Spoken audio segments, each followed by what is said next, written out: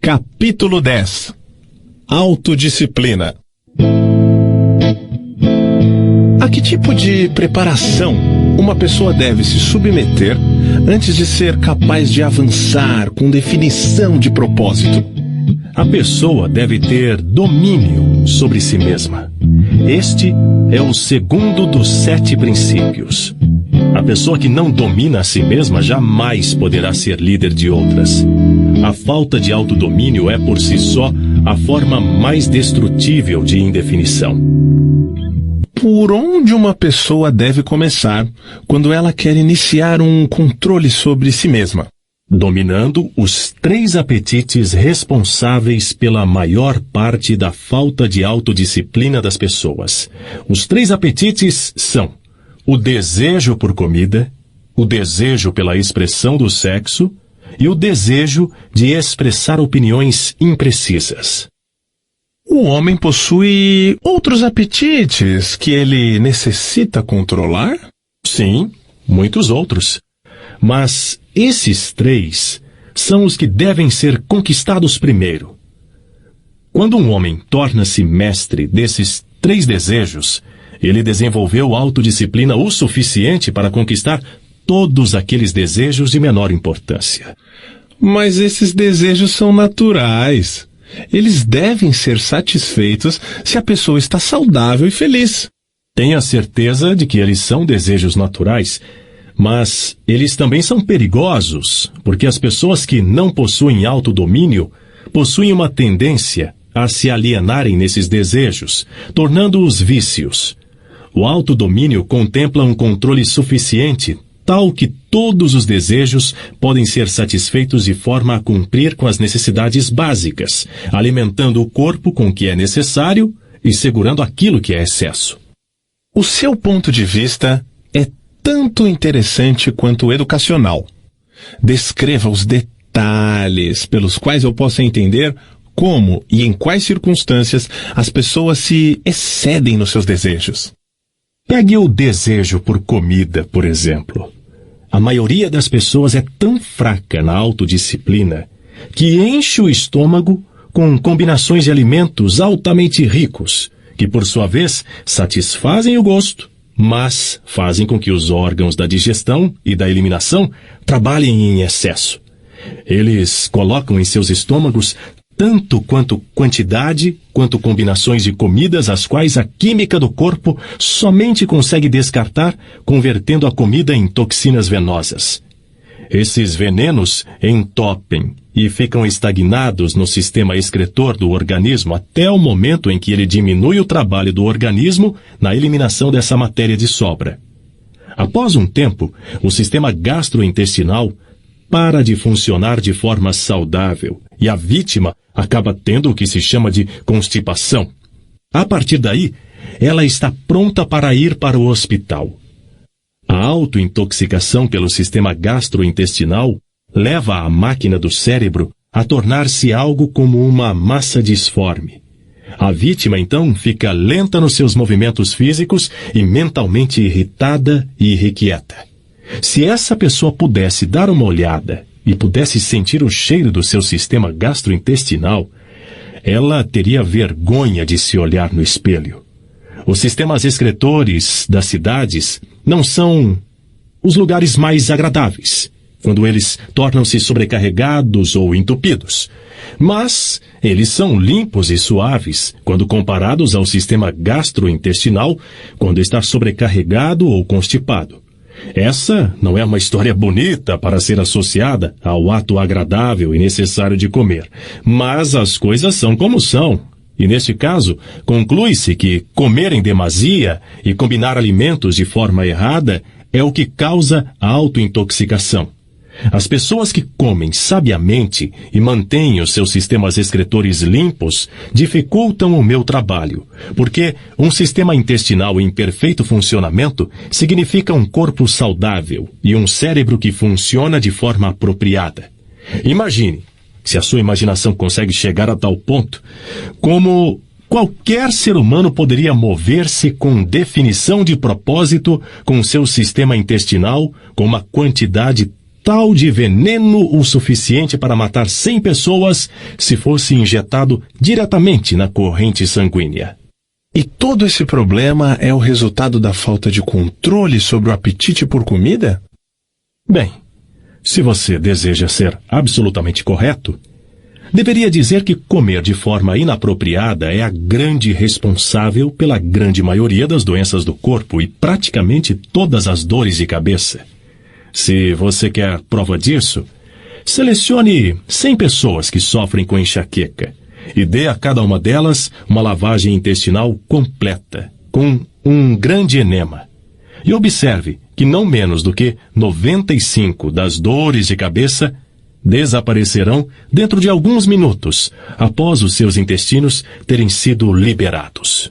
Porque tudo o que você diz sobre o trato intestinal, tenho a impressão de que o domínio sobre o apetite físico por comida significa também o domínio sobre o hábito de negligenciar e manter os intestinos limpos.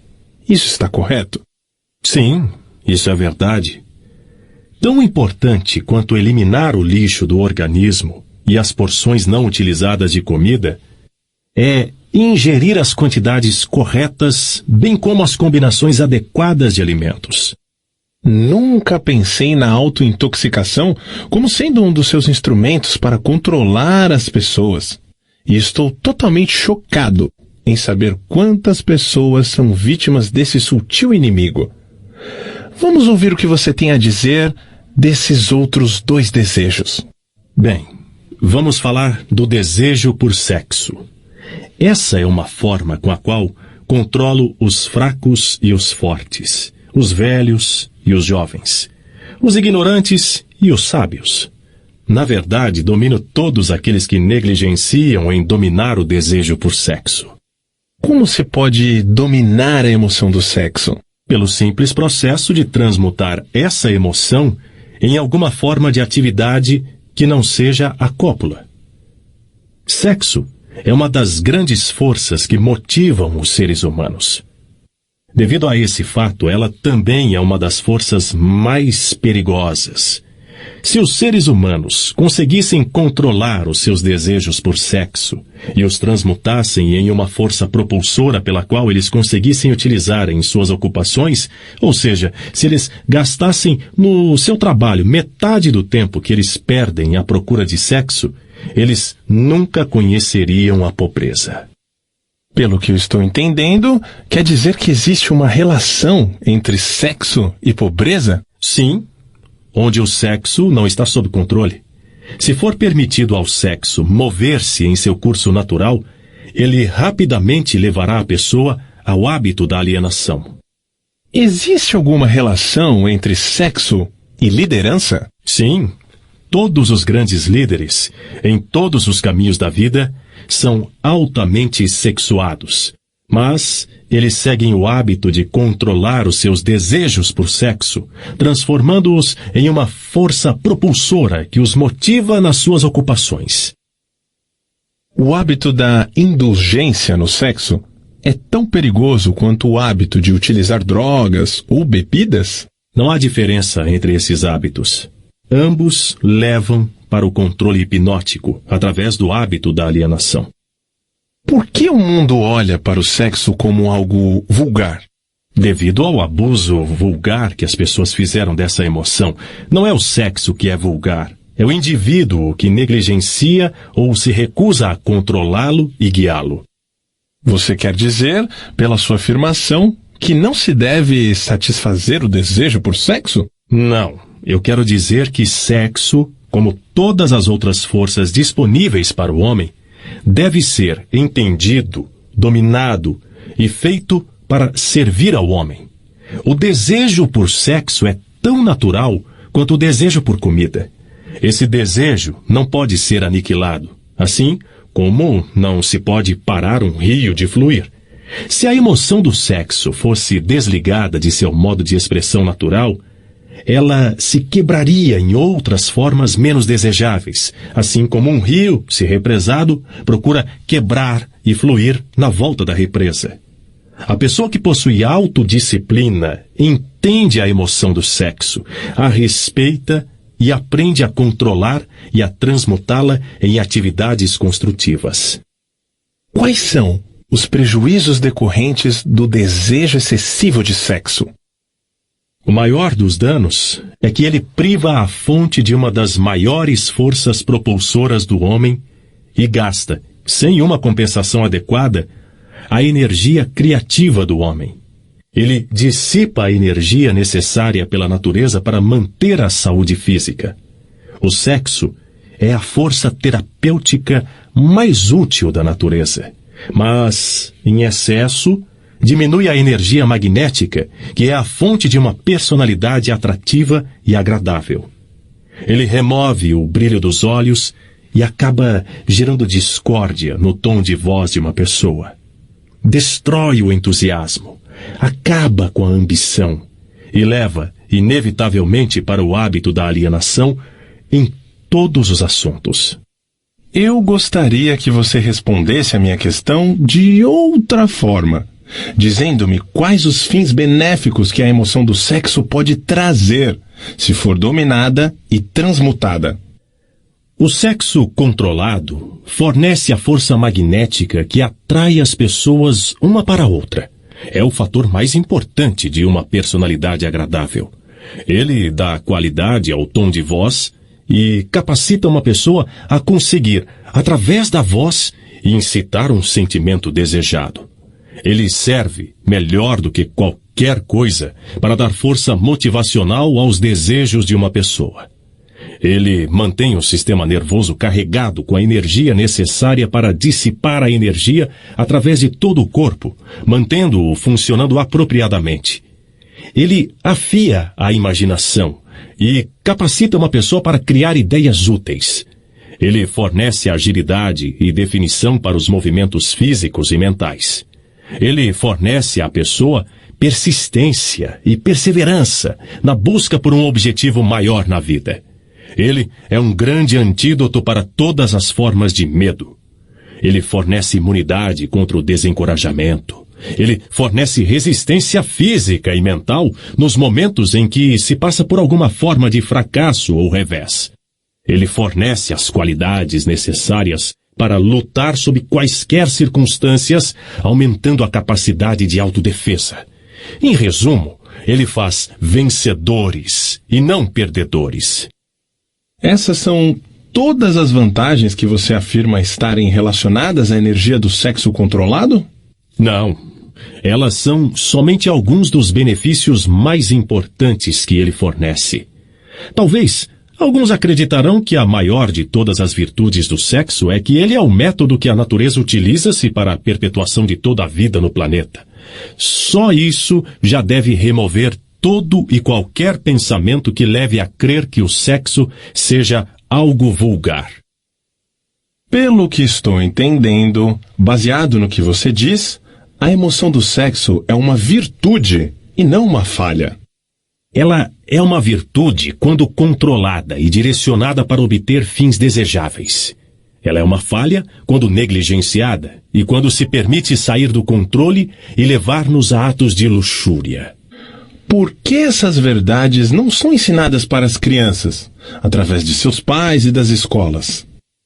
Ambos negligenciam isso porque, na verdade, desconhecem a real natureza do sexo.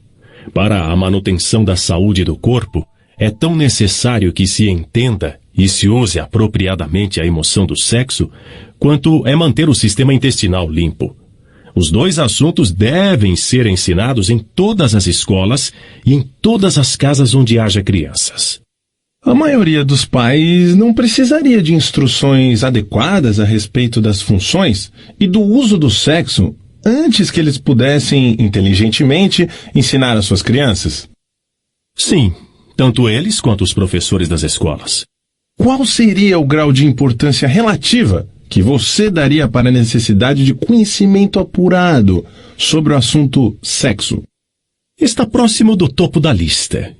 Há apenas uma coisa de maior importância para os seres humanos, que é pensar com exatidão. Pelo que estou entendendo, você afirma que o conhecimento das reais funções do sexo e a habilidade para pensar com exatidão são as duas coisas de maior importância para o homem? Essa era a minha intenção, para que você entendesse. Pensar com exatidão vem primeiro, porque é a solução para todos os problemas do homem, a resposta para todas as suas orações, a fonte da opulência e de todas as possessões materiais.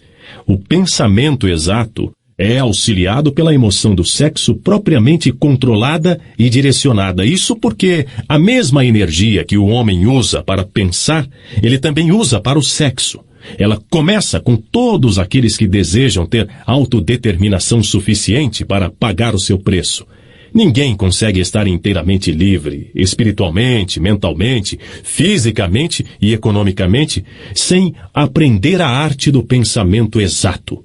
Ninguém consegue aprender a pensar com exatidão sem incluir, como parte do conhecimento necessário, informações sobre o controle da emoção do sexo através da transmutação. Será uma grande surpresa para muitas pessoas saber que existe uma relação íntima entre o pensamento e a emoção do sexo. Conte-nos agora sobre o terceiro desejo e vamos ver o que isso tem a ver com a autodisciplina. O hábito de expressar opiniões imprecisas e desorganizadas é um dos hábitos mais destrutivos. O prejuízo consiste na sua tendência a influenciar as pessoas no ato de adivinhar, em vez de procurar pelos fatos, no momento em que elas formam opiniões, criam ideias ou organizam planos. O hábito desenvolve o que eu chamo de uma mente gafanhoto. É aquela mente que pula de uma coisa para outra, mas nunca chega a lugar nenhum. E claro, o descuido na expressão de opiniões que não são baseadas em fatos leva ao hábito da alienação. A partir desse ponto, é somente um passo ou dois até que se estejam amarrados pela lei do ritmo hipnótico, que por sua vez automaticamente inibe o pensamento com exatidão. Quais outras desvantagens existem na livre expressão de opiniões? A pessoa que fala demais acaba informando ao mundo todos os seus planos e objetivos e, por sua vez, fornece aos outros a oportunidade de lucrar com as suas ideias. Homens sábios mantêm seus planos para si mesmos e evitam expressar opiniões que não tenham sido solicitadas. Isso previne que outros possam apropriar-se de suas ideias, bem como dificulta o acesso de outros aos seus planos, diminuindo assim as interferências desnecessárias. Por que tantas pessoas insistem no hábito de expressar opiniões não solicitadas? Esse hábito, na verdade, inclui em si mesmo um modo de expressar egocentrismo e vaidade. O hábito da autoexpressão é inerente às pessoas. O motivo por trás do hábito é atrair a atenção de outros e impressioná-los favoravelmente. Na verdade, ele possui justamente o efeito contrário. Quando aquele que se convida a falar atrai a atenção, geralmente ele atrai para si condições desfavoráveis. Sim. Quais são as outras desvantagens desse hábito? A pessoa que insiste em falar demais raramente tem a oportunidade de aprender ouvindo outros. Mas não é verdade que um orador que possua uma aura magnética normalmente coloca-se no caminho da oportunidade para beneficiar a si mesmo, atraindo a atenção de outros através do poder da sua oratória? Sim, um orador que possua o dom da fala realmente possui um ativo de tremendo valor na habilidade de impressionar as pessoas pelo seu discurso. Mas não consegue fazer o melhor uso desse ativo se forçar o seu discurso em pessoas que não solicitaram a sua fala. Nenhuma outra qualidade acrescenta mais à personalidade de uma pessoa do que a habilidade de falar com emoção, força e convicção. Mas um orador jamais deve impor o seu discurso sobre outros sem ter sido convidado a fazê-lo. Há um velho ditado que diz que nada vale mais do que o seu verdadeiro custo. Isso se aplica tanto para a livre expressão de opiniões que não são bem-vindas, quanto para as coisas materiais. E sobre as pessoas que expressam as suas opiniões de forma voluntária, através da escrita? Elas também sofrem da falta de autodisciplina? Uma das piores pestes presentes na Terra é a pessoa que escreve cartas deliberadamente para pessoas públicas de alta proeminência. Políticos, estrelas do cinema, homens que foram bem-sucedidos nos seus negócios, ou até mesmo escritores de livros best-sellers, e ainda pessoas cujos nomes aparecem seguidamente nos jornais, são frequentemente assediados por aqueles que escrevem cartas expressando as suas opiniões dos mais diversos assuntos. Mas escrever cartas não solicitadas é uma forma inofensiva de encontrar o prazer através da autoexpressão, não é? Que tipo de dano uma pessoa pode causar por esse hábito? Hábitos são contagiosos. Todo hábito atrai um conjunto de hábitos relacionados. O hábito de fazer qualquer coisa que seja inútil leva à formação de outros hábitos que também são inúteis, especialmente o hábito da alienação. Mas esses não são todos os perigos associados com o hábito do prazer em escrever opiniões não solicitadas. O hábito cria inimigos e coloca em suas mãos armas perigosas, pelas quais podem causar grandes transtornos àqueles que insistem em mantê-los. Ladrões, estelionatários e vigaristas pagam altos preços pelos nomes e endereços de escritores desse tipo de cartas, porque, conhecendo-os como eles os conhecem, acabam tornando-se vítimas fáceis de todas as formas de esquemas que resultam na perda do seu dinheiro. Eles referem-se aos escritores de tais cartas como doidos. Se você deseja saber o quão idiotas essas pessoas são, leia a seção de cartas de leitores de qualquer jornal, a coluna na qual o jornal publica opiniões voluntárias de seus leitores, e você verá por si mesmo como os escritores de tais cartas antagonizam pessoas e trazem para si a oposição de muitas outras. Eu não tinha ideia, Sua Majestade, de que as pessoas podem criar tanta confusão apenas expressando opiniões não solicitadas. Mas agora que você trouxe o assunto à tona, lembro-me de ter escrito para o editor de uma proeminente revista uma carta de crítica, que obviamente não havia sido solicitada, e que no futuro custaram-me um belo trabalho e um emprego na sua empresa, que me geraria um alto salário. Esse exemplo é perfeito. O lugar adequado para começar a autodisciplina é exatamente onde você está.